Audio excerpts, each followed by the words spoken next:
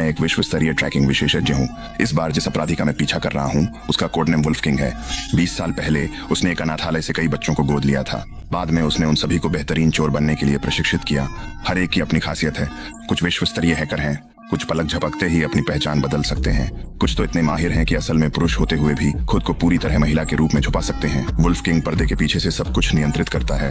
कुछ दिन पहले उन्होंने $2 अरब की क्रिप्टो करेंसी चुरा ली और बिना कोई सुराग छोड़े फरार हो गए। लेकिन पुलिस को तो यह भी नहीं पता कि वुल्फ किंग दिखता कैसा है। उस रात मुझे अचानक वुल्फ किंग का सुराग मिल गया। उसकी शंका न हो इसीलिए मैंने मैरी नाम की एक साधारण सी दिखने वाली महिला अधिकारी को चुपचाप उसका पीछा करने भेजा। मकसद था यह पता लगाना कि वह असल में रहता कहाँ है। मैं अपनी कार में बैठा निगरानी फीड के जरिए सब कुछ देख रहा था।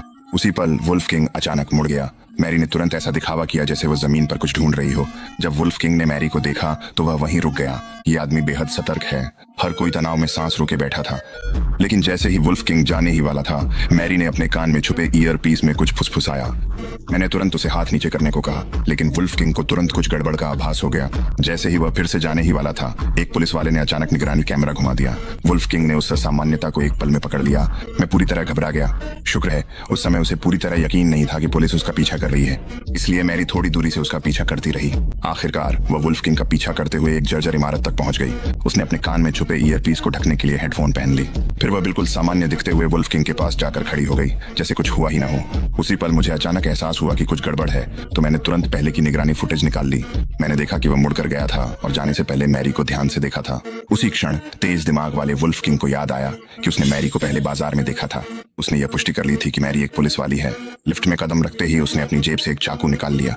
जैसे ही लिफ्ट के दरवाजे बंद होने वाले थे, मैं अचानक अंदर भाग गया। मैंने ऐसा दिखाया जैसे मैं उसके हेडफोन उतार रहा हूँ, जबकि चुपके से उसके कान से ईयर पीस निकाल लिया। मैंने उसका पिता बनने का नाटक किया।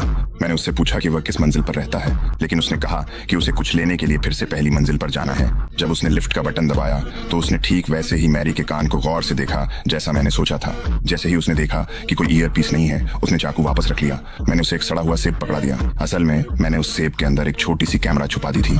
फिर मैंने जानबूझकर सेब का एक टुकड़ा काटा और उसे फर्श पर थूक दिया। मैंने चुपके से कैमरा लिफ्ट के कोने में छुपा दिया।